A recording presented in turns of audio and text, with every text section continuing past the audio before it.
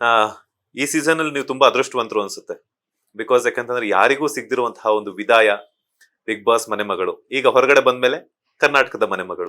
ಆ ವಿದಾಯದ ಬಗ್ಗೆ, ಆ ಒಂದು ಎಮೋಷನಲ್ ಮೂಮೆಂಟ್ ಬಗ್ಗೆ ಹೇಳೋದಾದ್ರೆ. ಎಲಿಮಿನೇಷನ್ ಅನ್ನೋದು ಹಲ್ವಾರು ಕಂಟೆಸ್ಟೆಂಟ್ ಗಳಿಗೆ ಬಿಗ್ ಬಾಸ್ ಅಲ್ಲಿ ಸ್ಪೆಷಲಿ ನಾನಾ ರೀತಿ ಆಗಿರುತ್ತೆ. ಅಂದ್ರೆ ಒಬ್ರು ಹತ್ಕೊಂಡ್ ಮಾಡಿರ್ತಾರೆ, ಒಬ್ರು ಫ್ರಸ್ಟ್ರೇಷನ್ ಅಲ್ಲಿ ಕಿರ್ಚಾಡ್ಕೊಂಡ್ ಮಾಡಿರ್ತಾರೆ ಎಲಿಮಿನೇಷನ್, ಅದು ಇದು ಎಲ್ಲ ನಡೆದಿದೆ. ಬಟ್ ಈ ರೀತಿ ಒಂದು ಎಮೋಷನಲ್ ಆಗಿ ಎಲಿಮಿನೇಷನ್ ತರ ಇರಲ್ಲ. ಇದು ಒಂದು ಫೇರ್ವೆಲ್ ತರ ಇರುತ್ತೆ, ಗುಡ್ ಬೈ ಅನ್ನೋ ತರ ಇರುತ್ತೆ. ಸೊ ಅದು ನಾನು ತುಂಬಾ ಪುಣ್ಯ ಮಾಡಿದೀನಿ. ಇದೊಂದು ಹಿಸ್ಟ್ರಿ ಅಂತಾನೆ ಹೇಳ್ಬೋದು. ಬಿಗ್ ಬಾಸ್ ಅಲ್ಲೇ ಯಾವ ಸೀಸನ್ ಅಲ್ಲೂ ನಡೀದೇ ಇರುವಂತ ಒಂದು ನಡೆದಿರುತ್ತೆ. ನನ್ಗೆ ಒಂದು ವಿದಾಯ ಹೇಳಿರ್ತಾರೆ. ಸ್ವತಃ ಬಿಗ್ ಬಾಸ್ ಮಾತನಾಡಿ ಮನೆಯ ಮಗಳು ಹೋಗಿ ಬಾ ಅಂತ ಕರೀತಾರೆ. ಅಂಡ್ ಇದು ತವರು ಬಿಟ್ಟು ಹೋಗ್ತಾ ಇರೋದ್, ನೀನು ಒಬ್ಬ ಕಂಟೆಸ್ಟೆಂಟ್ ಆಗಿ ಹೋಗ್ತಾ ಇಲ್ಲ ಅಂತಾನೂ ಹೇಳ್ತಾರೆ. ತುಂಬಾ ಪುಣ್ಯ ಮಾಡಿದೀನಿ ಅಂತ ಅನ್ನಿಸ್ತಾ ಇದೆ.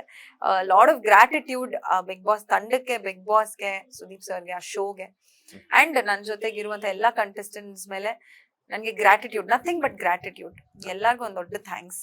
ಅಂಡ್ ಅಷ್ಟೇ ಪ್ರೀತಿ ಇಡೀ ಕರ್ನಾಟಕ ಜನತೆ ಕೊಡ್ತಾ ಇದೆ ನನ್ಗೆ. ಕೆಲವೊಂದಷ್ಟು ಮಾತಿರುತ್ತೆ ಬಿಗ್ ಬಾಸ್ಗೆ ಹೋಗ್ ಬಂದ್ಮೇಲೆ, ಒಂದಷ್ಟು ನಿಮ್ ಮೇಲೆ ಇದಾಗ್ಬಿಟ್ಟಿರುತ್ತೆ, ಬ್ಲಾಕ್ ಮಾರ್ಕ್ಸ್ ಇರುತ್ತೆ, ಟ್ರೋಲ್ ಮಾಡ್ಬಿಟ್ಟಿರ್ತಾರೆ, ಅದು ಇದು ಅಂತ.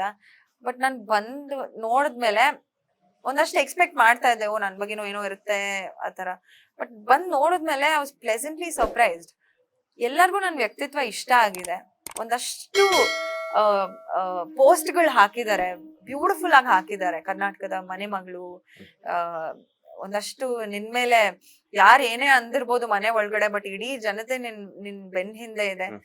ಒಂದಷ್ಟು ಕಾನ್ಫಿಡೆಂಟ್ ಬೂಸ್ಟ್ ಮಾಡುವಂತ ಪೋಸ್ಟ್ಗಳು, ಅದನ್ನ ನೋಡಿ ತುಂಬಾನೇ ಖುಷಿ ಆಯ್ತು. ತುಂಬಾ ಸಾರ್ಥಕ ಆಯ್ತು ಅನ್ಸುತ್ತೆ. ಲೇಟೆಸ್ಟ್ ಹಾಗೂ ಇಂಟ್ರೆಸ್ಟಿಂಗ್ ಸುದ್ದಿಗಳಿಗಾಗಿ ಬಾಸ್ ಟಿವಿ ಕನ್ನಡ ಚಾನೆಲ್ನ ಸಬ್ಸ್ಕ್ರೈಬ್ ಮಾಡಿ. ಹಾಗೆಯೇ ಬೆಲ್ ಐಕಾನ್ ಪ್ರೆಸ್ ಮಾಡಿ.